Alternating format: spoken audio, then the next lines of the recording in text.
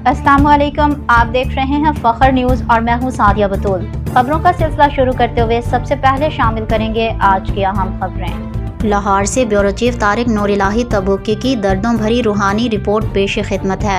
हकीम तारिक महमूद चोगताई मजसूबी अबकरी की तंजीम व तरतीब के ज़ेरे इंतज़ाम हिजवेरी महल शेखुपुरा के वसी व अरीज़ तस्बीह महल मैदान में साल 2025 का सालाना 1.25 अरब दरूद शरीफ पढ़ने का 3 रोज़ा इज्तिमा मुनाकिद किया गया, जिसमें हज़ारों ख़वातीन व हज़रात ने अंदरून मुल्क से शिरकत की, जबकि बैरून मुल्क से लाइव टेलीकास्ट के ज़रिए शमूलियत की गई।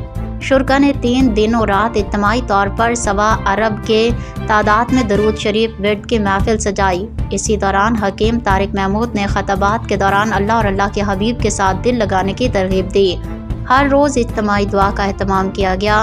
नमाजों और नमाज जुमा बाएहतमाम अदा की गई। इज्तिमा के दौरान अजीम रूहानी फ़िज़ा सामने आई। शामिल होने वाले लोगों ने शिरकत को बहुत मुफीद करार दिया।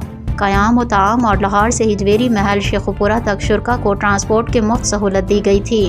पाकिस्तान में ये अपनी नोयत का एक मुनफरिद इज्तिमा करार दिया जा सकता है। फिल वक्त के लिए इतना ही। मज़ीद खबरों और अपडेट्स के लिए देखते रहिए फखर न्यूज़ HD।